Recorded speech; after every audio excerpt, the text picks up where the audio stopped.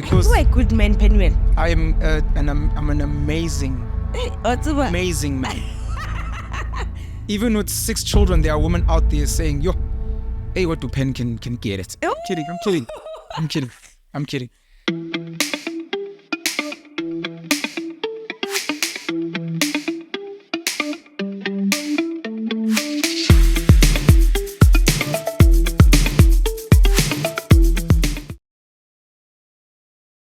Hi everyone, welcome to O Narrative Podcast by myself, Promise Makunyane. This podcast, it's about marriage and family dynamics. Marriage in terms of everything that involves marriage, be it divorce, extramarital kids, cheating, infidelity, and you name it. And family dynamics, it could be sister and a sibling relationship. It could be baby mama, baby daddy, those kind of situations. And today I'm sitting with a 6-time baby daddy. Would you say you're a 6-time baby daddy? Oh my gosh. 6-time award winning. Guys, before I get into it, this podcast episode is sponsored by Glee Thrifting. I'm dressed by Glee Thrifting. This is a thrifting store that is based in Parkhurst, Johannesburg. I'm going to leave their details below. Please support them. And yeah, welcome, Minye. Promise, thank you so much, man. I'm honored to be here. I'm honored to be sitting with you. You know, while you were busy speaking, I got glimpses when I look at your face, and I hope you're not offended. Janet Jackson, so you're very pretty, man. So I just wanted to say that. Thank you. I'm hearing this for the maybe 3rd time. Tembisiete, another one is saying Makutumane, now Janet Jackson, others Rihanna, and thank you so much. No, at home with he knows how to find a good flower. Oh, my husband this, my husband that. Thank you so much, Penuel. You're so sweet. Thank you.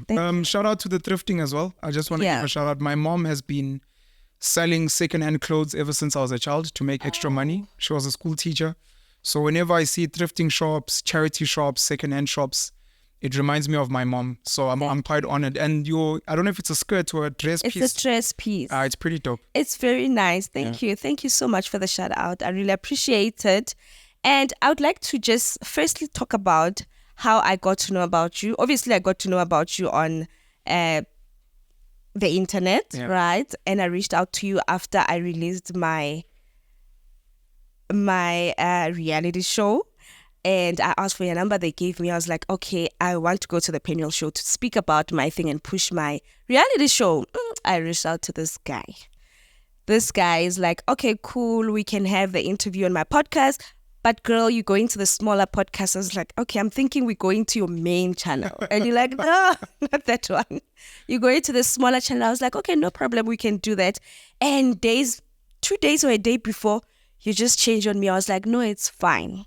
And 2 weeks ago, I shared a stage with you. I was like, I'm being shouted at here. Guys, please help me.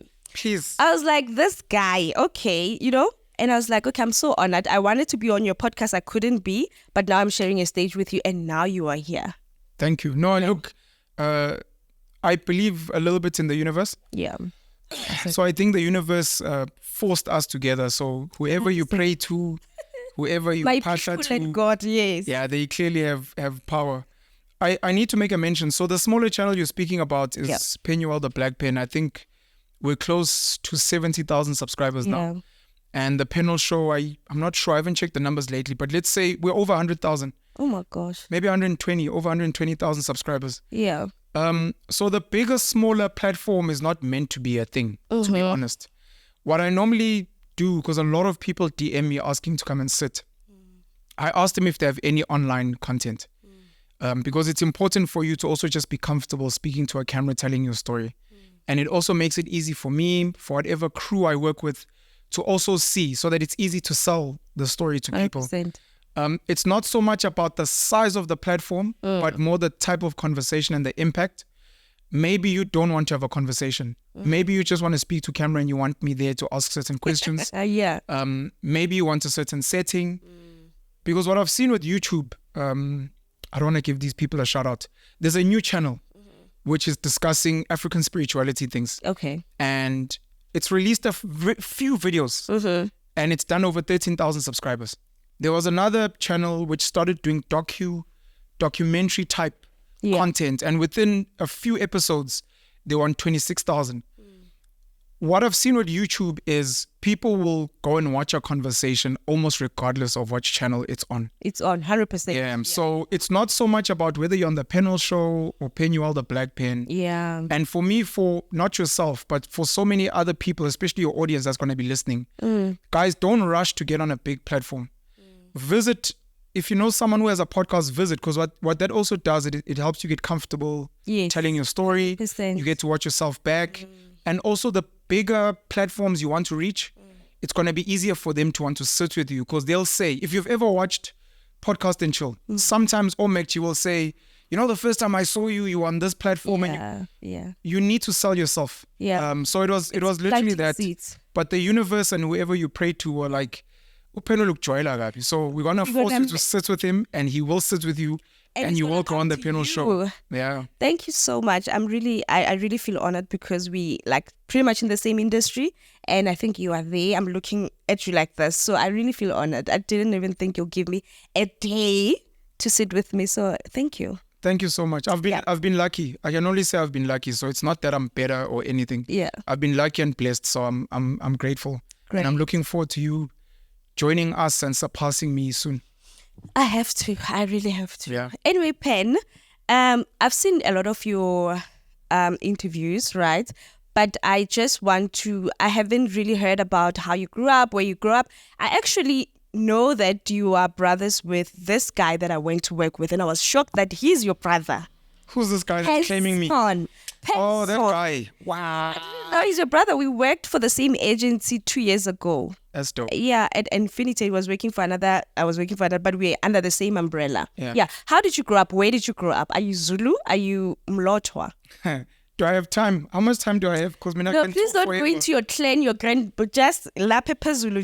So back in 1652, when Jan van Riebeeck, gosh. I'm going to try and keep it very short. Yeah. I was born and raised in Newcastle, KwaZulu, Natal. My mom is from a township called Vuyeni in KZN. My father's from a township called Mpopomeni, also in KZN. Born in the township, Ematadeni. Stayed there till I was 5, and then we moved to the suburbs. Shout out to Dada and the ANC. So I've lived in the suburbs since I was 5. We moved again to another area when I was grade 7 in 98. But basically my whole basic education life was in Newcastle. Okay. Chelmsford Primary, Newcastle Junior Primary, Arbor Park Primary, Newcastle Senior Primary, Newcastle High School. I was a top student. Academically, sports, I sang, I did debate, I was in the marching band, etc. I don't think that's anything to do with me per se. I think I was just gifted with the ability to retain information, be able to sing, and I could do well on the sports field. Yeah. I'm going to thank maybe my parents or my ancestors for that. Yeah. Got to varsity to study accounting. The plan was to become a CA. Yeah. I was a good student. So it was either going to be accounting or engineering or law or medicine, which is normally what we're told to do when you get good marks in maths and science.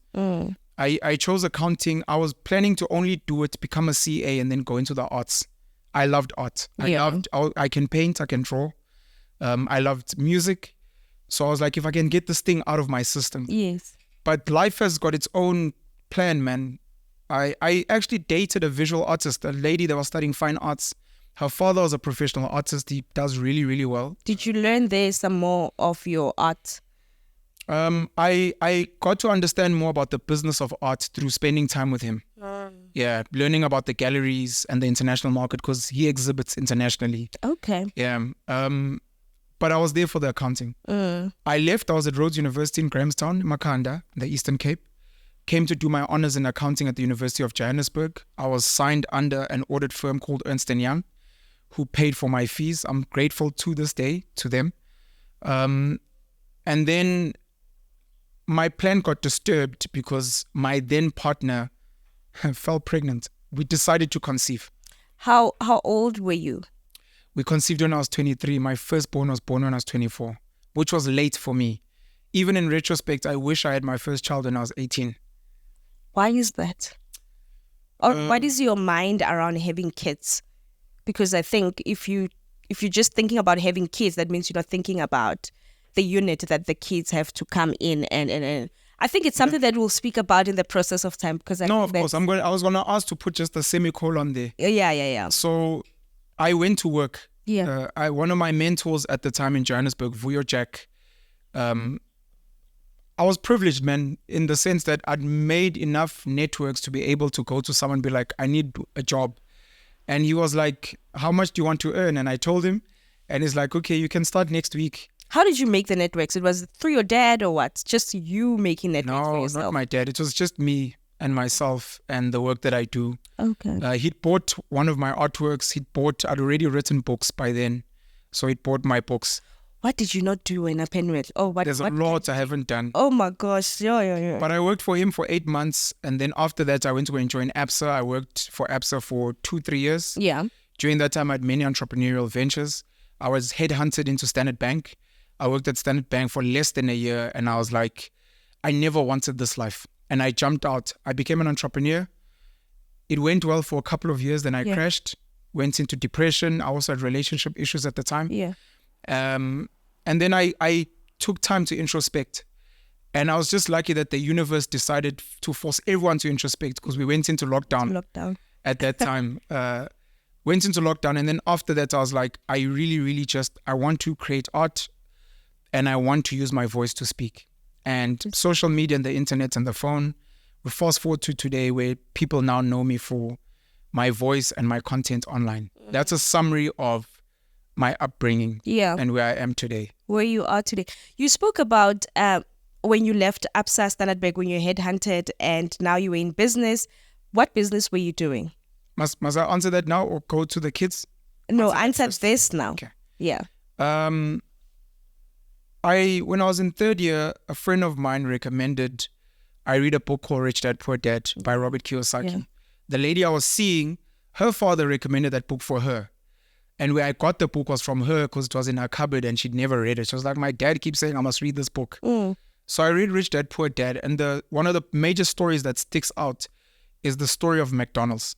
And for people that have read the book, they will know there's a story of a lecturer who asks students in his classroom, what business is McDonald's in? And the students are like, obviously selling burgers. Yeah. And it's like, no, McDonald's is not in the business of selling burgers. McDonald's is in the business of real estate and property. What do you mean? The McDonald's company focuses on owning properties around the world. They're the largest private property owner in the world. McDonald's in America. And the franchisees that end up going through the process and learning how to use the system and selling the burgers, they pay rent. A chunk of McDonald's money is just from the rent from the properties. Oh, wow. So you read that. And at the time, coming from Newcastle, we've got a very popular fish and chip shop called Porto's Fish and Chips. I was like, if I can take Porto's Fish and Chips, franchise it like McDonald's, and then focus on the property aspect, I can make a lot of money. And that passive income will then be able to fund my art. I can draw, I can paint, I can make music. Yeah. I made 2 mixtapes back in 2010, by the way. Anyways, story for another day. You might play it, I don't know. If I'm fun. So I went into fish and chips. While I was there, I learned about logistics. So I went into what's called trucking, but it's not trucking. It was actually moving furniture. But I learned about commodities, moving coal, chrome, and the like. I've been in clothing because around the same time I had extra money. So I started loaning people money. I became a mashonisa, loan shark. And when you are a mashonisa, you become like a mini bank. And anyone and everyone who wants money comes to you. And you start learning about forex trading. Clothing. A lady I was seeing at the time opened a clothing business in China City around Crown Mines. Another friend of mine was running a food business, catering. He opened a restaurant. So I funded all of those businesses and I learned about them and I learned about value chain. And I met a lot of really cool and interesting people. A lot of them are entrepreneurs today.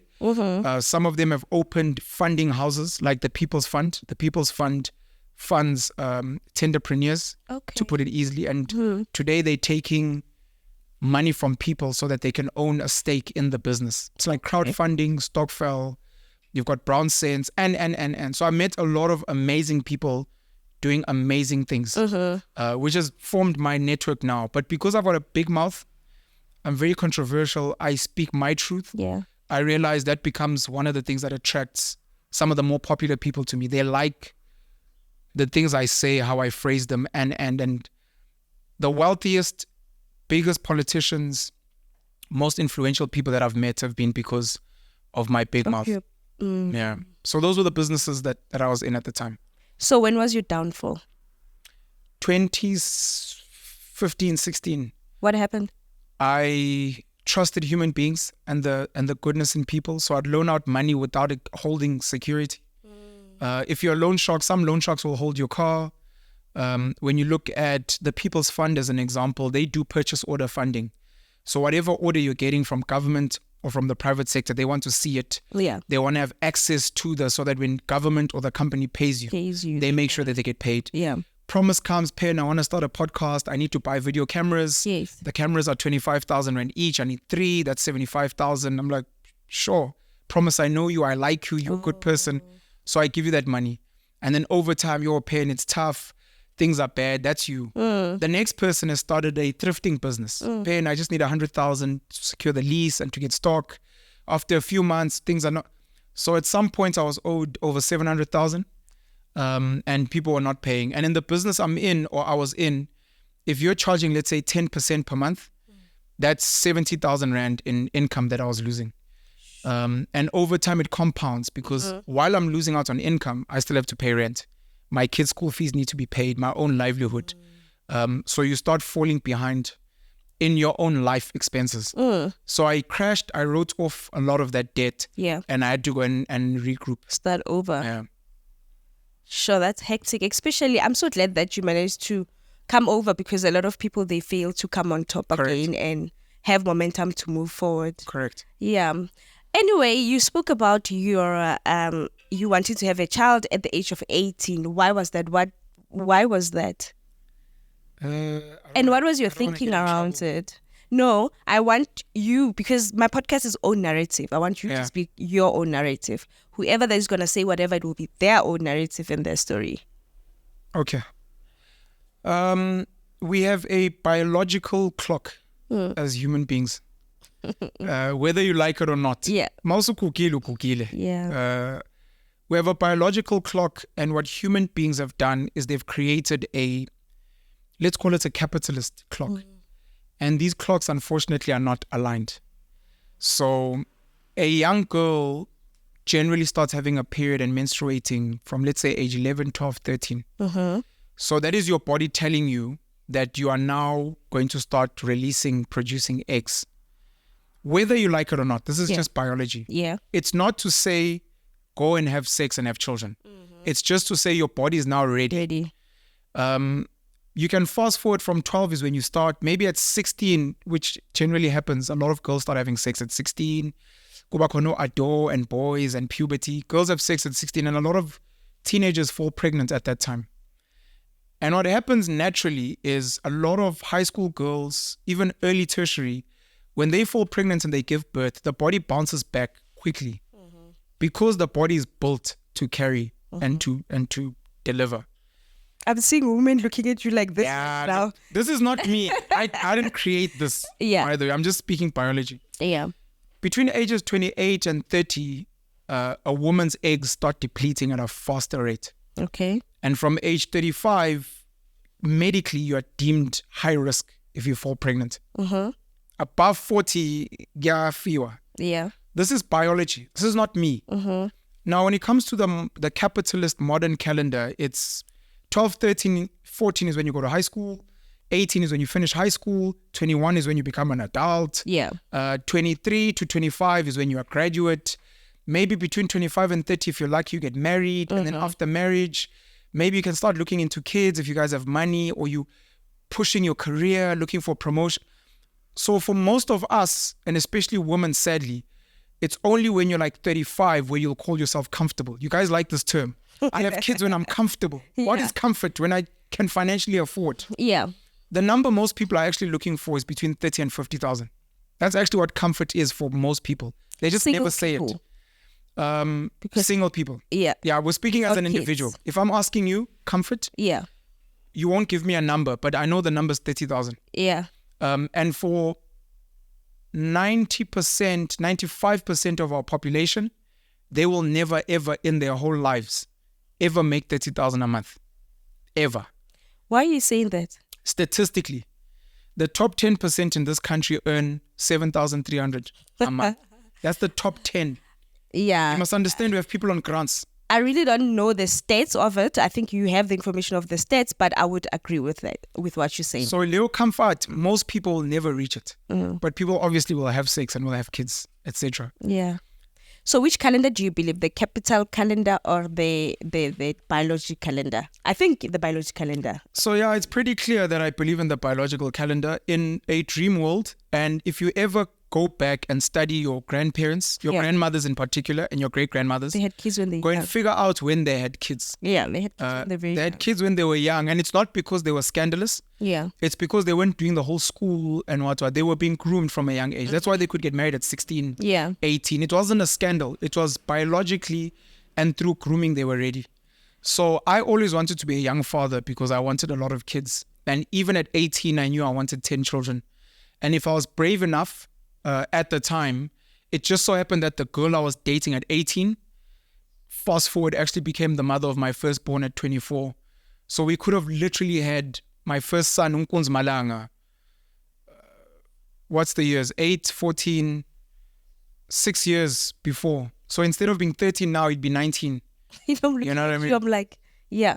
But that's biology. And I love biology and I love nature. I love natural things. I bend more towards nature than man-made capitalism 100%. because it holds us back. So your first baby mama is Nkunzi Malanga's mom. Yes. And why are you smiling? Do you I don't see know. like His name is amazing. Kunz Malanga. Nkunzi Malanga, yeah. So that's your first child. Yeah. So you don't believe in marriage as far as I know you. Correct. So even then you did not believe in marriage. Correct. Did you explain to her, because most of women, we aspire to be married. Correct. We aspire to have kids inside our marriages or eventually get married and have a family unit. Did you explain that to her? And how old was she? If you were 18, it means she was like 16? Or were you guys the same age? You know, the capitalist world is built on women and women's emotions from what I've seen. 100%. If you look at the way we move Valentine's Day, if you look at Mother's Day. We have Father's Day. What do you mean? No one cares about Father's Day. Let's be honest. The mothers are like, Happy Father's Day to me. The single mom. Matric farewell is all about the lady's dress and the pictures they take. Yeah. It's all about young girls and when they break their virginity. Umemulo ngesintu when the girl turns 21. It's all about your wedding day. No one really cares what the guy was wearing. I'm just like, did you see her dress? And the ring, girl? It's all about her becoming a mom and her pregnancy journey. And so we have this world, baby showers. We have this world built on like female dynamics, and how marriage has been sold even today is mostly around women. And it shouldn't be. Marriage as an institution was done for many reasons. Part of it was to bring families together. I think the main reason for marriage is reproduction. It's multiplication. I think so. So again, nature for me. Yeah. Animals don't get married. So, but they do get committed. I believe in commitment. Yeah. And I believe in service. And I believe in provision, just like animals do. What is commitment for you? Commitment is I am here. I will be here when you need me. And I will deliver when you need me. The idea of the marriage institution, again, this is something that has been created by men. Because there was a certain time when women didn't have rights. Yeah. So the only way you could maybe own a property, have rights to property is if I marry you. So you become Mrs. The only way you'll be able to be respected even in society is because you are Mrs. The only way you could leave your father's house, another man, is if you are married. So today women are liberated. Today women are free. You don't need me to buy a house. You don't need me to define you. Yeah. So I do not believe in the current institution of marriage, but everything else about marriage, the commitment, the raising children together, I believe in all of that. Yeah. So a lot of people misunderstand me when I say I don't believe in marriage, to say I don't believe in a nuclear family. I don't believe in the man being there and being loyal. I just don't believe in this. I call it rubbish. I think maybe the contract, the wedding dress, the spending of money, the rings, and all that rubbish, which is normally wedding stuff. But the work, because you'll meet people who have been together for 10 years and the quality of their relationship is much stronger than people who've been married for 2 years because they were doing it just for vibes. Yeah. So the lady that I had a child with, we are the same age. We were born in the same year. 2 of my children's moms actually were born in the same year. Same age. She never wanted to be married as well. So we were very happy. She had this fantasy of having a son and traveling the world with him. So it so happened. So I never needed to convince her of anything. And I'm quite vocal about not believing in marriage. Yeah. But I do believe in so many other things, of which I haven't been able to deliver some of them, and that's just me being human. And I'm constantly trying to be a better man, a better father, and I try to give people healthy advice. Do not follow me. Follow what is healthiest for you and your person and your kids and your family. So if you don't believe in marriage, but you believe in a nuclear family, these kids, how many kids do you have? 6? Got 6 children. So what is your plan around? Because you believe in nuclear family or you believe in a family and you can have all those kids in one house. Is that your goal? What is your goal with these kids? Yeah. When I was 23... Or now you're going to start a new family because maybe that is out of the picture. You can't have all 6 kids inside another Dineo's house, a new woman's house. Yeah. So now are you planning to have another woman, have kids with her and have the kids in that woman's house? Or what did you think? Oh, bajine ke life, then you start. Bajine ke China, and then you start again. So Steve Jobs says you can only connect the dots backwards. I cannot sit here at 37 and pretend like, when I was 24 and I didn't know what I was doing. I didn't know what I was doing. What I know is that I wanted to have a lot of children. I wanted to be a father and I wanted to raise them. I didn't have a plan of having multiple baby mamas and where we were going to be living. And all I knew is I want to be a father. I would like my children to be in a loving home. I would like to provide for my children. I'd like them to have a great education and I will do my best. Yeah. So I didn't know then. And even the way my children were born, I can't say I'd already planned that in 2017 and it happened the way it happened. Where I am right now, my children live with their mothers. They have really amazing mothers and I'm really blessed. And they're really amazing support systems. Yeah. I support my kids as best as I can and I see them as regularly as I can based on geography, which is one of the things that knocks me. All my children were conceived in Johannesburg, so I never went around to foreign lands. The fact that I've got kids in Brazil now, the fact that I've got kids in Durban, I've got a son in Newcastle is not my planning. I wasn't going around planting. Yes. Well, I was, but I was planting in one space. Yeah. But I believe in women that get to live their best lives. So if you have an opportunity in Cape Town and you want to go there, I would never stop you. And the fact that you have a child...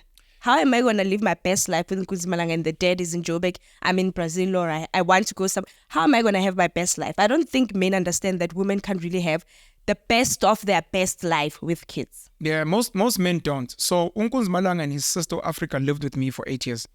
Are they from the same mom? They're from the same mom. Their mom went to South Korea to go work. At any given time, all my children's mothers know they can come and dump the kids with me. Way. Like, I'm sure you are a bachelor. You are just... No, I want to know. At my home. Okay. At my home, they can come and drop the kids off. Okay, cool. They are not burdened, in inverted commas, with the kids. Yeah. They live with our children because they choose to, not because they have to. At any given time, I'm available. And they know that. And you're very right. Most men have this male privilege. So I've proven that I can live with my kids and their mom can do that. Sorry? How did you have you ever lived with one of your children? I lived with Nkunzi in Africa for 8 years, 6 years respectively. So I lived with them for 8 years and it was only... Without their mom? Without their mom. Oh, so it was only at 8 where the mom was moving from South Korea to China where she said, I'd really like to go with the kids. And I was like, Sissy... Is she the lady that's on the net saying that you refused her to go with the kids? Or... Correct. Okay, so what was the story there? Did I answer the previous one?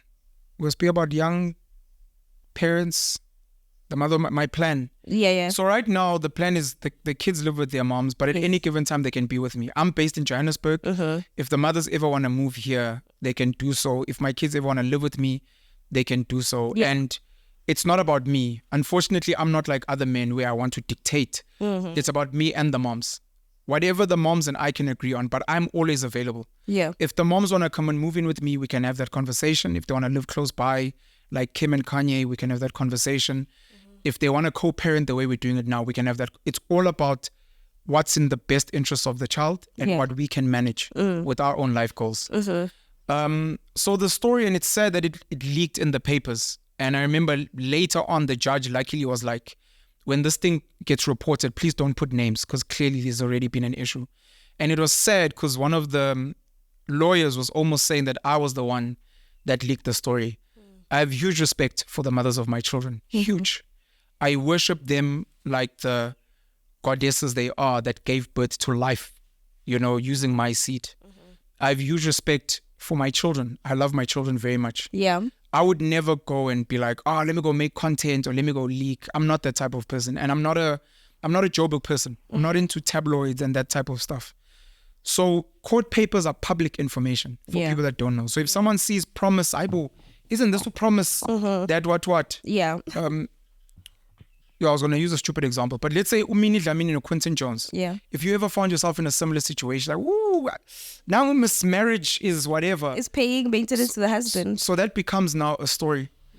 Because I'm now creating online content and people know me, it became a story. Luckily, it didn't become a big story.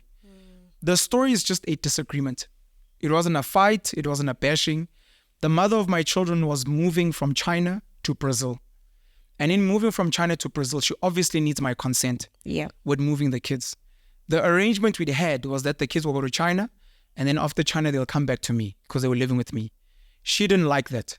She was like, no, I want to carry on living with the kids. And I said, no, this is not what we agreed on. Yeah. Life happens. Things change. She enjoys living with them. It's fine. So because we couldn't agree, what tends to happen or what should happen with families is that families come together. Yeah. You guys are not agreeing. So she didn't go for that option. She went for the modern option of just, since we can't agree, we're just going to take it to the courts and they'll mediate and they'll make a decision. And that's what happened with that story. I lost the case, which is fine. I don't mind losing. And my children now are staying in Brazil. We have a good relationship with the kids. I speak to their mom. The kids are going to be visiting me. I'm free to visit them anytime. It was just a disagreement on where the kids should be. And I lost, and I'm very humble in defeat. Yeah. Their mother won in court, so she gets to live with the kids. Yeah. That's the story.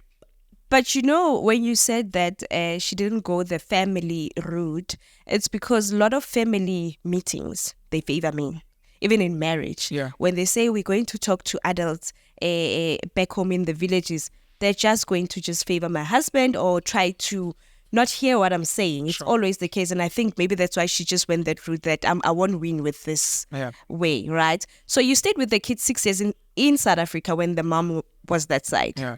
Who did you stay with? Like, how was your life then when you were like a single dad? So it was split. There was a time when they moved to stay with my mother in KZN. Yeah. And then I brought them back up. When they were here with me, it was just me. Sure. I am a modern man. Mm-hmm. Modern men have been feminized, largely. Yeah. I've been raised largely by my mom. Yeah. And I got my full experience and my training in fatherhood with my sister. I've got a sister who's 12 years younger than me. Okay. So when I was in grade 7, I would feed her, I would change her nappies, I would be up at night. And it also confirmed that I love the idea of taking care of a child. So I'm the type of man you can leave with a newborn baby. And I'll find them intact. They won't be intact. The baby will be glowing with the baby oil and the bepanthen and the interest ripples. Oh my God. I'm a modern man. I'm very comfortable with babies and taking care of. So I've never struggled. And when she did leave, Africa at the time was 9 months. Unkunzi, because they've got a 2-year gap, was 3 years old. When they left South Africa? When the mom left for South Korea. They left later when Unkunzi was 8 and Africa was 6. Yeah. Yeah. And I'd been living with them since they were born. So I was very comfortable. But anyway, and look, I've got a cheat when it comes to my kids. Okay. My cheat is I always have support. Whether it's a partner that I'm with, whether it is my mom, my sister's been quite helpful. My brother's got 3 boys. At any given time, he dumps them on me, on my mom. My sister can take them. So And that's on my side. On the mother's side, they also have amazing support structures, sisters and cousins and mothers. So it's a village. we always have villages helping with the kids. But at any given time, I can be with children by myself, full time, and I won't flinch at all. And was she paying maintenance when she was that side and you were staying with the kids? Was she paying maintenance? No. And were you okay with that? 100%. And are you paying maintenance now to the children? Because there was a whole maintenance situation that you're not taking care of the children. I don't know if it's these children or the other children. Maintenance is such a complicated topic by itself. How so? Okay. So I'll say this. From my desire to have children, my whole thing has always been I will raise my children fully, even if the mom is not there. Maybe it's because I was raised by a single mom. So I know I have the ability to provide for my kids by myself. Yeah. For my first 3 kids, I provided for them fully by myself. And it was only when I had disagreements with the mothers where I was like, you know what? Yeah. I think so I think the important thing is so that you don't take me for granted. Yeah. I'd like you to contribute as well. Yeah. So that there's some level of respect. With the other kids, it's been me and the moms from the get, raising the kids together. In the modern sense, both parents must contribute as best as they can. Yeah. If the man or the woman earns well and they want to provide for their kids, no one should ever stop them. Yeah, they can do more. When the mom was overseas, I did not need her money. I did not ask for it. My kids are not expensive. So I wasn't going to be like, but the kids, they don't have clothes. My kids are not expensive. So I was very comfortable paying their fees and those things. Yeah. Maintenance is a deep topic because the courts have over time separated it. Maintenance is separate from access and visitation. Yeah. And for a long time, I agreed with that legal sense because some men especially don't have money. Yeah. But they'd like to see their kids and the kids want to see their father. Yeah. So the fact that he's unemployed, he's been retrenched is not good enough because you might find the mom doesn't have a job. She's living on a SASA card. So we're both broke. But you won't let me see the child just because I don't have a job. Yeah. But I realized over time that men use that as an excuse to not be involved in their child's lives. Or they use that as an excuse to be in their child's lives without trying. So today I'm at a point where I think maintenance and visitation and access must be combined. Yes. But it mustn't be money, which is where we lose it. We've made everything about money. A father coming to spend time with their child, teaching their child how to play sports, helping the child with homework, maybe starting a vegetable garden that is a form of provision for me. And men can do more, especially men. We can do so much more. I mean, we're in a thrift shop today, but there's Salvation Army, there's charity shops where you can pick up clothes for 5 rand, 10 rand. Yeah. If you can go and bet on Lotto and do sports betting or Betway, you can come up with a little bit of money to pick up it can be second hand. You'll wash it with these Stay Soft. Yeah. And you're like, this is what I can bring for you can do something. There should be no excuse for umchita. And the mothers on their side as well. In the story from my side, that is the answer. I provide for my kids generally. There have been times when I've withheld maintenance because the mothers are not forthcoming. And there was a time, and this is probably where it hurt me. There was a time when I was providing for a son of mine for 4 years. Yeah. And it came out later that the mom had been lying to people, which mean I don't provide. And when I showed proof of provision, people were shocked. And I was like, you know what? Where I am today in 2023, I advise, especially men, but women as well, do not send money blindly. If you can, get involved with the school, build relationships with the teachers, etc., and pay directly into the school so that they know. If you can, if your child is old enough, give the child physical money. Or tell them I've paid your fees. Let the child know my dad pays. Because you might find that you're paying, but the child's like, but my mom pays fees. Like, no, I'm paying. Buy your child clothing. Go with them to the shops and buy them. They'll be like, my father bought me this. Yes. Go with them to the shops to buy groceries. If you're not going to the shops, have it delivered. Maybe with a note. Love your dad. People need to know that my father goes shopping with me. My father's bought me this thing. My father paid. Because a lot of people out there, because men just EFT or send e-wallets, children are like, but my mom's like, no, it's your father. But because he doesn't communicate for whatever reason, maybe the mom has cut access. Yeah. In your head, your mom does everything, and that is wrong. So I believe in physical maintenance. Yeah. And if a mother's withholding access, Yeah. as evil as it is deemed to be, tell the mom, I will provide for my child when my child is with me. My child needs money for school fees. Oh, I've got money. Tell the child to come visit me. I'll give them the cash. Why doesn't the dad, and I think also maybe because the dad, they don't have, as we fight, as I can fight with you until, I can go to the courts and be on the line for 4 months fighting you, right? But for the men, why don't you guys go to, because a lot of men are facing that where they are sending money, but their visitation rights are withheld. Yeah. Or they've got terms, they've got terms that you can't come and fetch when you're with promise. Yes. You can take the child, they always have those kind of things. So why don't you guys go to the children's court and also lay charges for your children? So the one thing is just ignorance. People, we assume, those of us who have fought, that everyone knows these things, but people don't know. There are people within the legal system in South Africa that don't know that the law gives both parents 50% rights. They don't know. Yeah. I'm telling you now, there are lawyers, there are clerks or registrars of the court who still in their heads will be like, but mama will get custody. And you're like, custody is not even a term anymore. It's called primary residence. And primary residence rests with whatever's in the best interest of the child. So there's a lot of ignorance, number one. Men need to be educated on their rights and their responsibilities. Number two, I think a lot of it, especially for Black African men, it's historic. We are taught that the child belongs to the mother. Yes. Unless it's a boy, and then he'll become your child later on.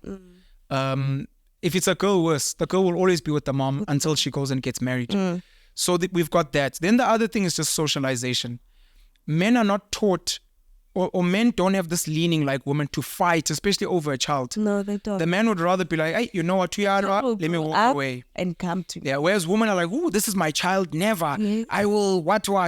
Yeah, so there's a lot of education, there's a lot of re-engineering, there's a lot of conversations like this we need to have with men and with women. Women also are quite ignorant. I've had women going to a court being like, but I'm the mom. Yeah. And the magistrate laughs. Aibo, mama. There's no such thing as you're the mom. He's the father. Yes, but my family. Yes, but his family. No, but this child is young. Yeah, it's fine. What do you have that the father doesn't have? If the child is not breastfeeding, mama, what makes you feel you're special? Which, look, according to biology and nature, yes, the mom is more of the nurturer. But now when you guys are coming to court, now it's like, no, Baba also needs to be given a chance, because we have people that come into this court that are criminals, that are rapists, that are struggling. And when we start digging down in the layers, we realize that this person whose life is messed up, they're like, I didn't grow up with my dad. It's because of this. And we're trying to fix these things now at a young age. So mama, Baba, we need you guys to come together for the best interests of the child. That's all. So it's an education thing. And I think some of us think we're doing a lot, but we need to do more, especially to young kids, young girls and boys at school level, before they even think of having sex, must know, but both parents have equal rights. Yes, but fathers must have access. Yes, but moms don't have extra rights. Yes, children need a father. And so that by the time they're old, because I'll tell you, some of the mothers of my kids are absolutely sensational. They will go out of their way, which they don't have to with me, luckily. But they will be like, I will put these kids on a plane. I will pay for them. If you're broke, I will give you money as long as you spend time with them. That's my sister. Remind me of my sister is like, you know what? I don't care what my baby daddy does, whether he sends money or he doesn't. He must just stay alive. He mustn't die, because this kid needs him. So I will do everything and anything for him to stay alive for the sake of this child. So I think also it goes back to how we grow up as a mother myself. We grew up with my mom and my dad, and we came out okay. And my dad has got extra, but it's so unfair because my dad has got kids outside. They have a different experience of my dad. Correct. And we are there. We're having a total different perception of my dad, But what I'm trying to say is that it's how also the mothers grew up. You understand? Yeah. My own mother will never allow my sisters to withhold their children away from their father. My mother will tell you that if you do not get along, bring the child here, the father will come and fetch the child here. 100%. Shout out to your mom, by the way, and shout out to your sister. Yeah. So the converse of that is you've got mothers that have trauma, grandmothers, who the man abandoned her, or he didn't want the child, he wanted an abortion. She struggled raising you, promise alone. So she's got this bitterness. So as soon as promise now is got some issue with her baby dad, she's like, oh, shame, never. He will never see this child while I'm alive. And you as a young impressionable girl, you were raised by your mom, you love her, you respect her. You'll be like, but she's my mom, she must be right. She's right. And you realize the healing there is not just for you, but for your mother, because she's giving you the worst advice. And what tends to happen is if promise has a daughter, you might find the cycle. Pass on. The cycle just keeps because we're not healing. From your sister's side, when I hear stories like that, I want to come in and be like, where's the father of the child? Because then I want to speak to him. Yes. The mom is willing to do everything. When on your side, why are you not seeing the kids? Faith, I'm embarrassed because I don't have a job. No. Get your mind out of that. Yeah. What are my kids going to think? No. So come to the let's try and help you, because there's a woman that's coming halfway. You need to meet her halfway. And even if, and this is important for men. Yeah. Even if you are broke, unemployed, we hope you are not alone. You have got siblings. Yeah. You have got parents. The child doesn't have to come to you in your shack. Yes. They can come to your mother's house and have a nice plate of food. Your siblings can come and buy. And this is also important for mothers. But he's broke and unemployed. Yeah, but he comes from a family. If not him, send the kids to his sister. Yeah. Let the children know, I've got a father's side of the family. My father's an alcoholic. He's a drug addict. But his family is so loving. I've got an aunt. So it's very important for kids to be like, it's not just my dad. Yeah. His own mother might be like, oh, your father's so useless. But at least it's his mother. So the child will grow up less traumatized, because kids start thinking, maybe my whole father's side of the family hates me. Yeah. Why have none of them done anything? It can't just be about the father. Yeah. There's an entire village on that side with networks and money and things that can help you raise this child. And also, I think the child will also grow to understand that life happens. Correct. If you are open and honest that, you know what, the children can come to my house, I'll take them to my mother because I'm not okay. And you explain to the kids, they understand. They will hear what you're saying and they will try to not do what they're seeing, but they feel that, okay, we are being acknowledged, we are being told what's going on, and we are still with our families, Okay, I think we spoke about Nkunzi Malanga and Africa. The name. Who named this kid? All of those names come from the big boss. I'm sure. All the names come from the big boss, their father. Good. Do they use your surname? They use my surname. Okay, how did that happen? Do you marry the kids and leave the mother? Marry the kids. Or what's happening? I'm very sensitive about surnames. I was at the Randburg Magistrate Court. I was very hurt to hear this. What case were you? Oh no, I was going with a friend. They needed advice, and because I've been in and out of courts, I've become like an honorary lawyer. Yeah. I was very hurt to hear a representative of the court advising someone. They were saying, I'm going to marry the mother of my kids. And when this person asked why, he's like, no, I want my children to take my surname. And this person asked, but they can't just take what? And he was like, no, the only way for your children to take your surname is if you marry the mom. It hurt me because I sat there listening to someone who's a representative of the court saying something that is not legally true. Yeah. There is no such law today in South Africa where the only way for a child to take your surname is if you married the mom. No. The child gets any surname that the parents agree on. If the parents disagree, maybe they can go to court. Yeah. And I don't even know what a court would decide there. Maybe they'll say, try double barrel or whatever. Oh my gosh. We've got an unabridged certificate today, which has to have the mom's details and the father's details. But the surname can be yours, it can be mine, we can make it double. It's really up to us. We don't need to happens at the hospital most times. Most times it happens at the hospital. The mothers of my kids, I'd like to Do think... all 6 kids use your surname? Yes. Awaropa wena. Nyaropa. All the 6 kids. I don't understand why you're shocked. I'm trying to figure out why you're shocked. Ay, ba rata basadi ba, it's ba rata. Or they love their kids. Why would maybe let's take it a step back before I answer you. Why would you ever want to give your child My surname. Your maiden name, yeah. If I'm not married, because I had my Correct. kids in my marriage when Correct. I'm not married. Correct. Because if we are together, if we are not together, if we are not married, I'll Yes. most probably use my thingy, because I would assume, just thinking as a black woman, that the kids will have primary residence with me, and I don't know where we're gonna end up. Okay. And I don't want to still be wanting to call you every day, Gere, pen. Bana baya kai. You need to sign this. You need Send to your sign certified that. ID Certify copy. this. They're not going anywhere. I think I'll just want to avoid all that, but I will never say the kids. I'll just avoid the admin that comes with me staying with the kids, not being with the father. I hear you. So a lot of women, that's the reason they don't put the father's name on the birth certificate. Yeah. And then Stats SA says 70% of fathers are absent because the name is not on the birth certificate. Yeah. Like, whatever, man. That is a practical answer, a logical answer. And anyone who's listening to you says you're not speaking out of anger and frustration, you're speaking out of practicality. Yeah. Traditionally, we didn't have surnames as African people. Didn't we? We didn't have surnames. What were we You would take the names of your father Okay. or the land that you're on. Even if you looked today, our traditional leaders don't have surnames. They'll say, "Umisuzulu kaZwelithini, uZwelithini ka whoever." No Shaka ka senza ngakhona, usenza. We didn't have surnames. We have surnames now because of home affairs and the system that we have. So if you're living in under your father's home, Yeah.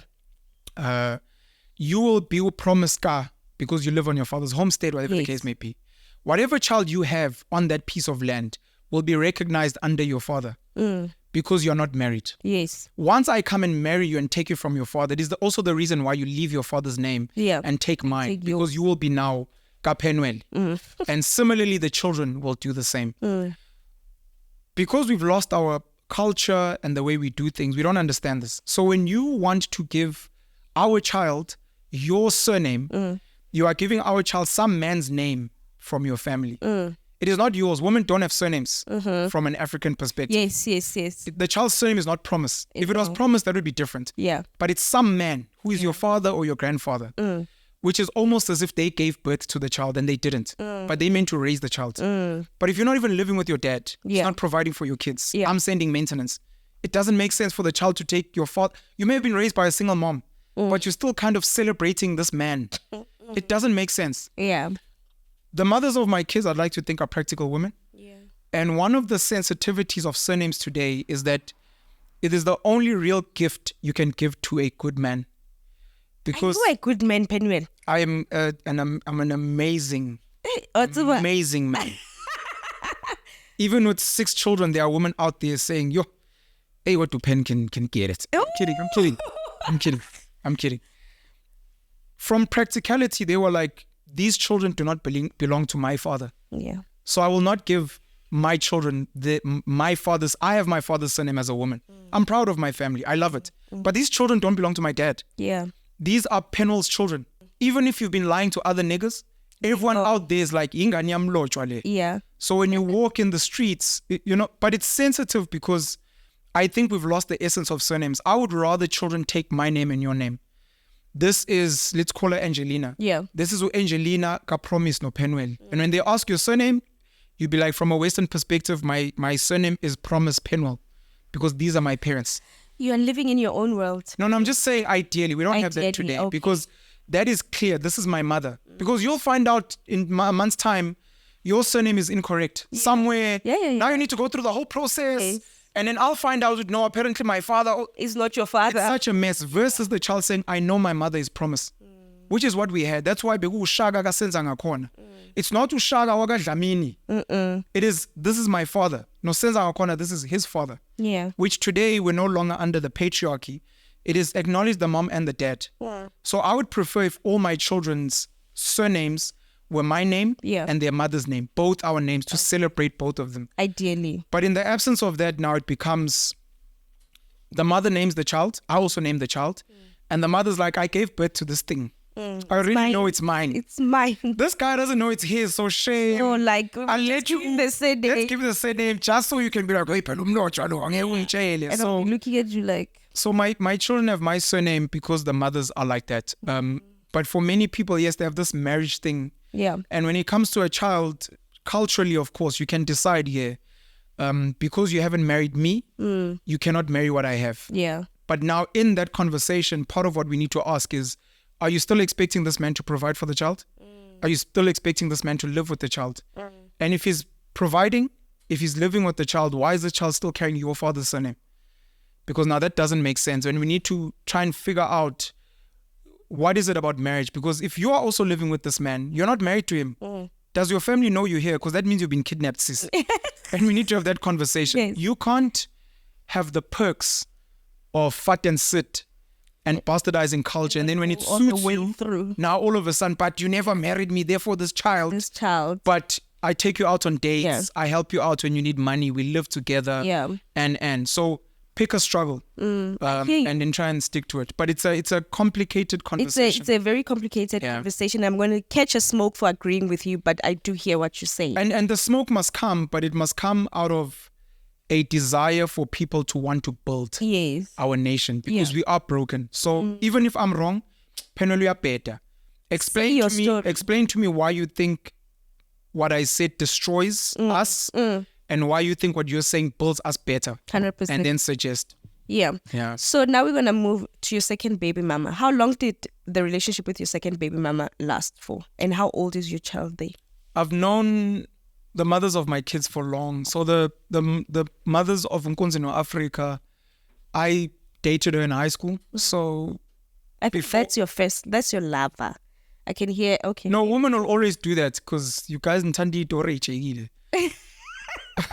And you like creating unnecessary beef. Yeah. So I met her when I was 18 and then we conceived at 23. So that's 5 years of knowing each other before.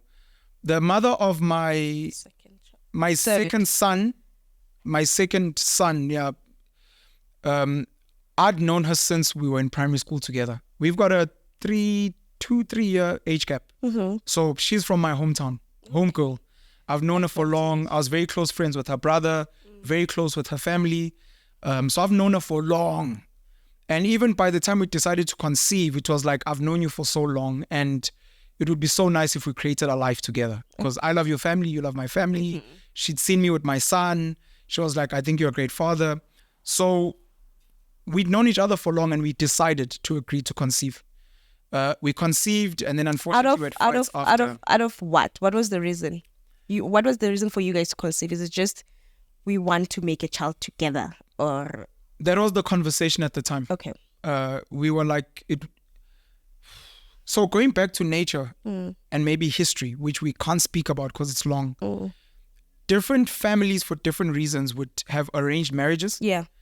Or different people would decide for various reasons to have children. That's what my husband says for our children. Uti? Arranged marriages the way. About Johnny, you will have to arrange the marriages and know the families and what. I'm like, it's the smartest thing to do. This concept of falling in love with a stranger at a restaurant. So in a better world, when you meet someone and you guys vibe, I think you have good genes, you're beautiful. Your family's values are aligned to my values. Yeah. You know my family. Yeah. We trust each other. We don't even need to think about it. So one of the greatest gifts we can use to bring the families together is to create a life. Sometimes historically as Africans, our families could be fighting. Your family owns taxis, my family owns taxis, and we're always fighting. People have killed each other. And when the families sit together, they're like, we need to unite. And they're like, but how will we unite? We're like, we'll take a promise, we'll take a Penuel, and they'll get married and they will have a child. So that at any given time, we'll think about this child is like, but Lama taxi belong to me and these taxis belong to me. So it can't be that you guys are fighting. So sometimes there'd be those type of things. So in this situation, we really vibed on that level where we were like, we trust each other, we know each other. It would be sad that later she'd be the one that would give me the biggest problems with access to my child. I was like, this is weird. Where's the family then? Because that is weird. You know, anyways, that's a story I've told elsewhere, but it's for another day today. Yeah. So that was her. I'd known her since we were young. The third mom, I first met her and we got together in 2011 and we conceived in 2016, which was also 5 years later. Yeah. And then the fourth mom, I met her in 2017, I think. And then our son was conceived in 2020. So that's 3 years or so. So I'd known these women for a while. I do these things of vetting. So I try and figure out your family. Who vets you? So who vets you? People can vet me on social media. They can see my life. I think people can vet me a lot, man. I speak a lot. My life is pretty open and transparent. Yeah. So where you're from, what your family's about. Yeah. Because at the end of the day, life happens. We can hate each other. Yeah. But there's a comfort in me knowing you were raised as a Christian girl. There's a comfort in me knowing both your parents are there. There's a comfort in knowing that your siblings believe in hard work. So even if I never have access to our child, I know that the support structure, they even know the mom is a witch. I know it's a healthy environment. Yeah. But now if I just meet you in the streets and we go bump and grind, Hey, bro. R. Kelly, Yeah. I don't know what type of background you come from. And this child might end up becoming a problem in my life. So we need to vet. And people do vet. They just don't say it openly. 100%. But people are like, so what do your parents do? Where's your home? No, my father's a bishop. My mother was a principal. You're like, okay, so I kind of have an idea of the type of person I'm dealing with. And even if one day I'm becoming an alcoholic or a drunkard, you're like, shame, but I know he comes from a good family. Yeah. So hopefully we'll find a way. So those are the mothers of my kids. So your last one is 3. My last born is turning 3 in December. Skupo. Is it a girl or boy? It's a girl. Sadly. Oh. Sadly, he's a very good looking boy. Oh. Very good looking boy. I say sadly because both me and the mom wanted a girl. I have 4 boys and 2 girls. At the time when he was coming, I was like, if this can be a boy, then it's going to be 3 boys, 3 girls. But it was the mom's firstborn. So the mom was also counting your kids, like she was going with what she wanted. No. She just wanted a girl. Oh, she wanted a girl. She just wanted a girl. She comes from a family where there's a lot of boys. Okay. Yeah. So I was hoping for a girl, but because it's her firstborn, I knew it would be better for her to have a boy. All the mothers of my kids, I gave them firstborns, and all of them are boys. Huh. So mina ngibhoza nje serious kakhulu. So you have 2 girls and 4 boys. 2 girls, 4 boys. And have they met? Like, have you brought them all together in one place before? They haven't all been together, but at various times, different kids have met each other. There's one daughter of mine who hasn't met any of her siblings. It's going to be happening for the first time in December. How old is she? So that's quite exciting. She is 4 years old. Her name is Culture. Her mom named her Culture. I named her Unkanyezi. No, that was your girlfriend. The name is also just the Penuel culture. How? Wait, Nabara, you've got a big influence on this woman. So it's okay, the 2, and then there's Culture, there's Nkanyezi. Culture Unkanyezi is one girl. Okay. Africa is my other daughter. And then the other boys, Nkunzimalanga. Nkunzimalanga is number 1 is Zulu. Number 2, number 3 is Ushaga. And then number 4 is Unyanga. Are these women Zulu as well? The first mother is Zulu. The second mom is half Zulu, half Sotho. The third mom is Zulu, but from a mixed family. She's got Indian heritage. Yeah. And then the 4th mother is Umxhosa. So when I'm Mlotshwa, you are Mlotshwa Zulu? I am Umlotshwa, raised as a Zulu boy. According to some of my elders, they claim that we come from Lesotho. Okay. But there is no Sotho link anywhere in my family. It is just that part of the story. Okay. But for all intents and purposes, we are fully Zulu as a family. All right. My mother's side as well, of which my mom is also mixed. Her father is Indian, Amin. And then her mom is full. Yeah, you do look Indian with your brother. Our best. Yeah, libo best there. No, libo best nyana ka mogare. Even when the way you living, libo best nyana. No, never that. Yay. Anyway, now we're about to go down and close up our sit down. I just want to ask the relationship between these women. Do they have a relationship? Do they speak? Do they speak to make their children meet or whatever? Are your kids friends, the ones that they know each other? Oh, my kids all love each other so much. The mothers do not communicate, not because of any beef or issues. Yeah. There currently isn't a reason. There's no need. My children are relatively young, to be honest. My eldest is 13, my youngest is 3. These conversations might carry more weight once the kids are a bit older and they can travel easily between each other. Also, I am the core.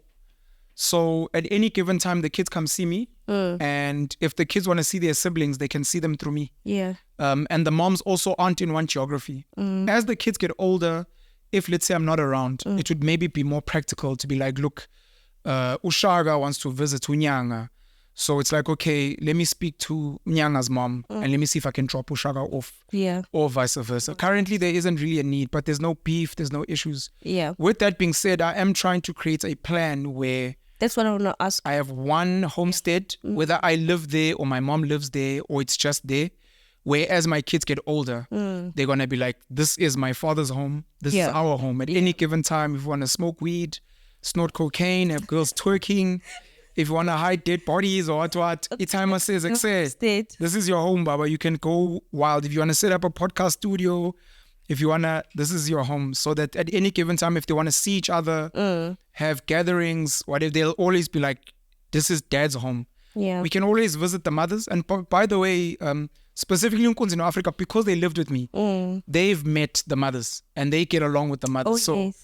I know there's going to be in future some of the battles, whether they like it or not, that they're going to fight on my behalf, where they're going to be protecting Umam Promise and be like, no, she's not a bad lady. She's very nice. And bringing a certain child and be, I've been fighting some of my father's battles. He had between 17 and 19 kids.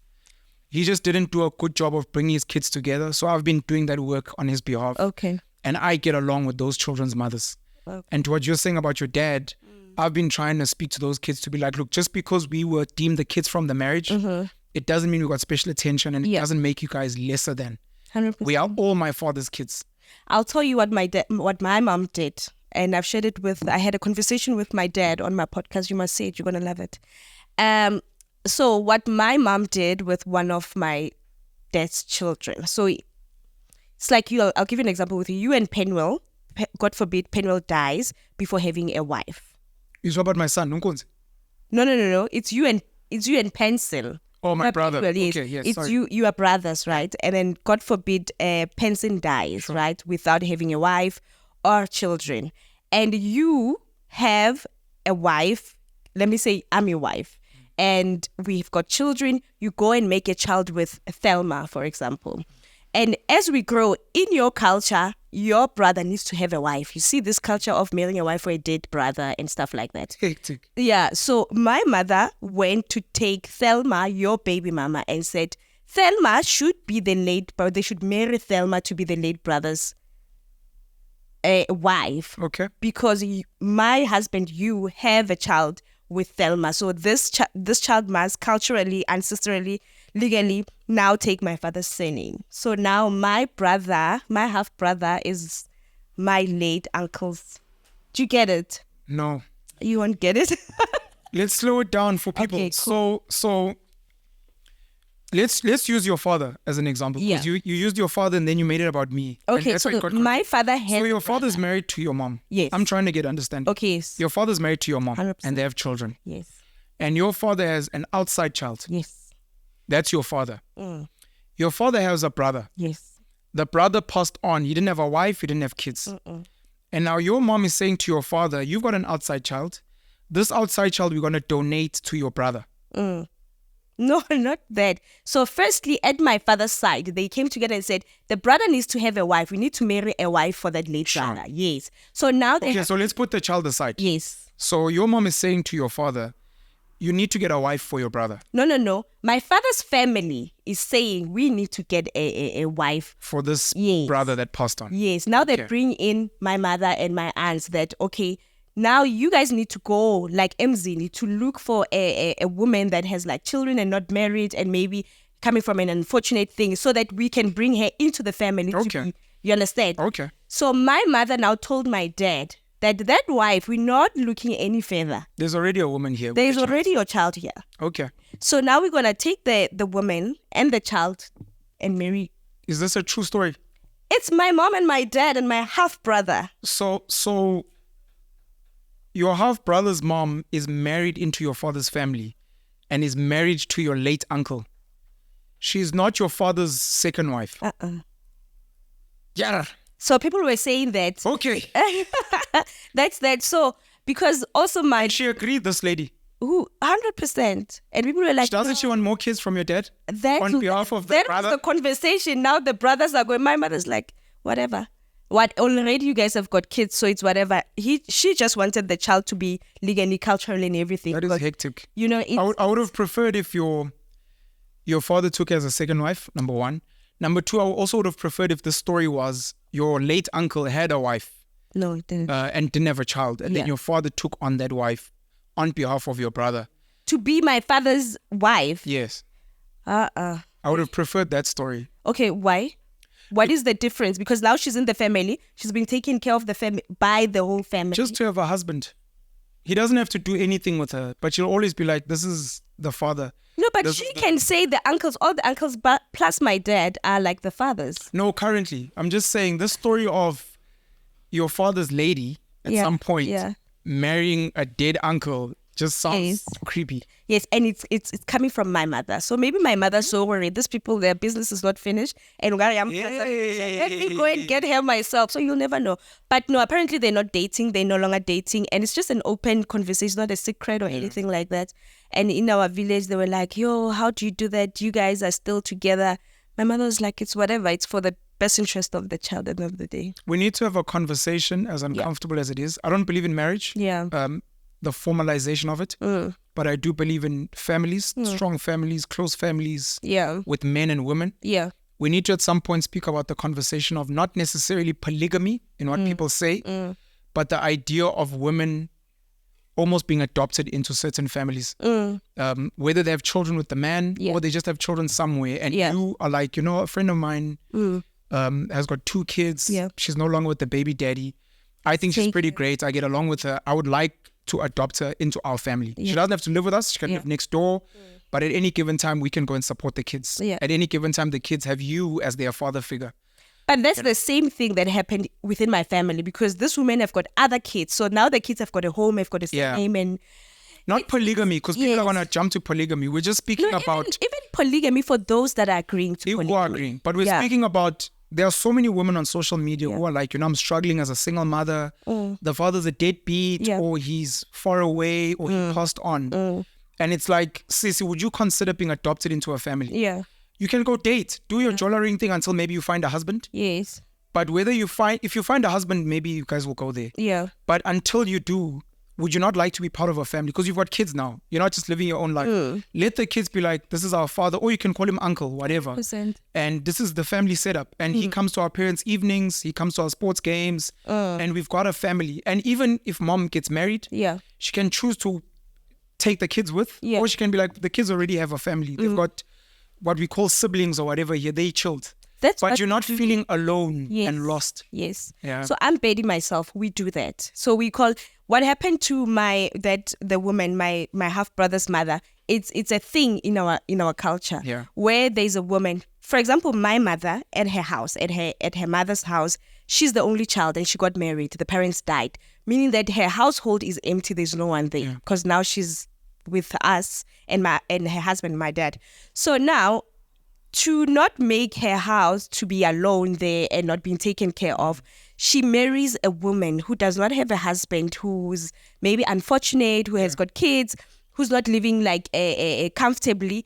She marries her into her house. And then now our family, my dad and my mom and us, are liable for that family. So that's how now when we go This to is my... a separate story now from This is- Leta Thelma. No, that was No, I'm from my saying this dad's is separate. side. Your mom went to go and find her own wife. Her own wife for her house.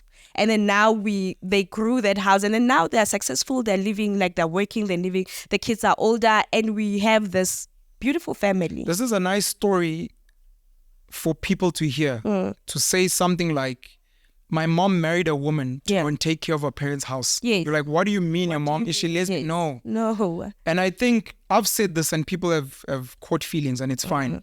I really do think from an African perspective, marriage was an adoption. Which is why when I marry you, I adopt you into as my child. You become my firstborn child. I want you to win, but you will take my surname. Everywhere you go, you're representing me. And at any given time now, if you want to adopt other people, maybe you want a sister, which is going to be your sister wife. Yes. She may have kids with me. She may not. Maybe someone might marry her one day and we'll actually sit and do the lobola negotiations. Yes. But you're like, I'd like to have a sister to help me with the kids and whatever. Your mom went and said, I would like to adopt. We'll call it marriage for ease. I would like to adopt a woman without a man to take care of this. And I will adopt her as my own. Yes. And I'll take care of her as my first daughter or whatever and her kids. and then I'll give her certain responsibilities. Yes. It's a beautiful amazing. story. It saves people, because when I look at how when they started and where we are now, where they are now, like the woman and her children, like they are like our uncles now and aunts. Yeah. They beautiful. Yeah. They're working, they've got cars, they've got kids, they're married. It's such a beautiful story, and that's one thing that my mom is so proud of. Is like, I'm so proud of that. That was my biggest project, and I'm so glad that I did that. We've lost our way, and we need to speak about these things. And when we do, we must try our best when we're speaking about them to move away from Western thinking and try and move to more practical. I prefer animal type thinking of, I'm just helping these people. We are just helping. I'm bringing this woman in because she needs help with her kids, but she can also help you. Don't see it as, oh, why she wants my man. You're like, it's not even about that. And if you have those type of insecurities, it's because someone has taught you that my man is mine. It's mine. And this is these are my kids. No. Yeah. Let's try and have a communal, and even when there are issues, let's try and raise them. This woman might come and say, I'd like to have more kids. Would you ask Untate? And you're like, look, I can ask Untate, but that's there. I'd prefer not. I'd prefer, let me help you find a guy since you want kids. But if you want my man, let's have a conversation. But it's a no from me. Let me speak to him, and then let's try and figure out what it is you're looking for. Because maybe you don't want more kids. Maybe you want more responsibility. And there's a child somewhere in our family who doesn't have parents. You can take that child and then let's do that. Because otherwise it just sounds like you're just attracted to my man. Yeah. And that already is a problem, because that means you see sex as this thing, and it shouldn't even be. So So I think we should have that conversation. we need to, but people are not ready, and it's okay, and we'll guide them. We'll be gentle because again, we're trying to build. We're trying to build a better society. Also, the conversation I had with my dad, he spoke about the very same thing. I was talking to him about cheating. That, you're cheating, you've cheated, blah, blah, blah. And he's like, people don't understand that there are women who are out there who don't have children, who can't make children, who want men just to give them children, and who wants to be taken care of. Yeah. And there are available men, other men, we are married, I'm wrong for doing that.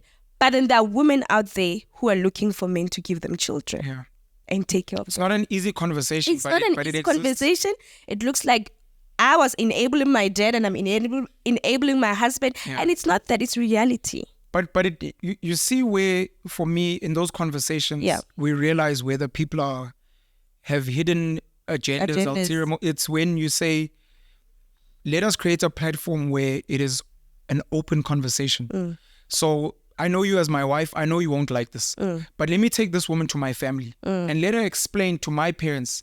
No, so that at any given time, it would be like, but Sisi, this is not what we discussed. Because once it gets done in corners, it almost sounds like your dad is protecting his cheating. Yes. It's like, no, 100%. Be open and honest about it. It can't be that when this thing comes to light, now you're scared and you're trying to defend yourself. And I hear you. When we do that, hopefully other people start saying, I don't agree with this. I think it's rubbish. But it's made me think twice. Yeah. Because I actually have friends who would like to have children. Yeah. Would I actually let my man fuck them? That? I'd never do that. Yeah. But I could actually now consider, maybe not my man, but maybe my brother. But my friend is really dope. My friend would like to have a child. Would you consider it? I mean, she's 37. She has a decent career. She's a good person. Just give her a child. She might catch feelings. That's life. Anyways, but... this would be really cool, and let's have the conversation. Yeah. If it ends up with no, it's fine. If it ends up with something, it's like, I actually helped bring a life force with people that I like into here. But also we need to understand, one thing that I'm learning myself is that I'm a vocal person, I'm an open person. I'll speak my mind, I'll speak my heart. But it doesn't mean that the next person can do that. Yeah. And it doesn't mean if they did not speak their heart, their intentions were not as they are saying they are. Do you understand? Correct. So I'm going back to the conversation of my dad that he did not speak that, okay, Uthelma wants a child, blah, blah, blah, and I can potentially give her a child and take care of the child and raise them with the children, right? He just did not have the confidence and the balls to say that. Yeah. But when he says it now, it's not like, to me, it will feel like when you are covering your shirt. Sure. But to him, he's not like me. He can't speak his heart. He cannot take out his heart and speak like I could potentially do. We need to also, when we have conversation, put in mind that not everyone can speak like we are. But people have got good intentions. They are doing things not to hurt their families, not to harm anyone, but just they saw this and they thought it was a good thing. They did it. There's a place for lies and secrets, by the way. a place. They're not always bad. Yeah. So what's meant to be part of marriage counseling or premarital counseling, I don't know if it's done, Yeah. is unpacking the dirt. Mama, what happens if he cheats? What happens if he has an outside child? Yeah. And you must then in that time be honest and be like, if he ever did that, I would not want to know. If ever he did that, he mustn't come ask me because then I'll lose my mind and become insecure. And then you're meant to role play. What if you find out later? Well, if the child is 3, it's late. It's fine. But you wouldn't want him to tell you up front. No. Yeah. So then you start knowing your partner. Which, you know what? I'm going to do this thing and not tell them. I'll tell them at this time. Yes. Or I normally make this example about myself. What is the time actually? Sorry, we've been going. Okay. Oh no. I've said this about women. Yeah. I don't support cheating and those things, but I'm not insecure. I'm not jealous. You are my partner. Maybe you struggle with self-control. You and the girls go to Brazil for a weekend. Girls, what? If ever you slip up, you were tipsy and you did something there, there's no baby, maybe use protection, whatever. I don't ever need to know that. If it's chowing you inside, go speak to a therapist, go speak to your pastor. Yes. Because when you tell me that, what is it supposed to do to me? Is it meant to be the next time you go away, I must be worried? Don't tell me. So there is a place for secrets. Obviously, you shouldn't cheat. But in the instance that something happens, let's say, for example, you fall pregnant with our child and you find out and you're not ready to tell me, you're excited, and then you miscarry. Depending on my personality, you can be like, I don't need to tell him. Sure. You would want to, but I'm trying to explain that there's a time for, you know what, I'm just going to fall pregnant again. Yeah. I don't need to tell him this thing. I'll tell the gynae. Yeah. It's fine because shame, I know my man. He will lose his mind and he'll want to go and slaughter something. Yeah. And his whole family will say there's a dark cloud. You're like, actually, shame, man. Let me just The doctor explained, it was just a week in, these things happen. So I'm just saying there is a place for lies and secrets, but it must be done, like you said, with good intentions. Yeah. And you must have consulted with people that want to protect what you have. Yeah, 100%. That's actually a lot to speak about. I think on another setting sometime we'll speak about DNA testing in marriages and in relationship. I think that's one thing that men deserve, especially men deserve that in their marriages, in their relationships, whether long-term or short-term. Very sensitive. Thank you so much. Thank you so much, Penuel. I really enjoyed it. So now I'm forced. Now I have to invite you to my platform. Your big platform. Nothing available. Hey, think about something and invite me. I'm going to come up with some really dope conversation pieces that I'd like to hear your thoughts on. I believe you were born to be a leader, whether you're aware of it or not. I'm not. You're not what? You're not aware? Yeah, I'm just aware, just a bit. Yeah, you are actually going to liberate a lot of women that are currently imprisoned by modern society, modern thinking, watching romantic movies, listening to R&B. They are actually sitting in their corners thinking they are crazy. Yeah. And they're not. And they need you to speak out so that if they are scared, they will hide behind you. Yeah. And be like, no, man, I'm like, Sis promise. Yeah. I also believe in this. And Sis promise, she'll speak for us. Yeah. So I look forward to you healing so many women. I look forward to you healing so many men. I look forward to you fixing and building so many families, man, in the modern blended dynamics we're going to see. So thank you for you, and thank you for inviting me here. Thank you so much, Penuel. Thank you for your time.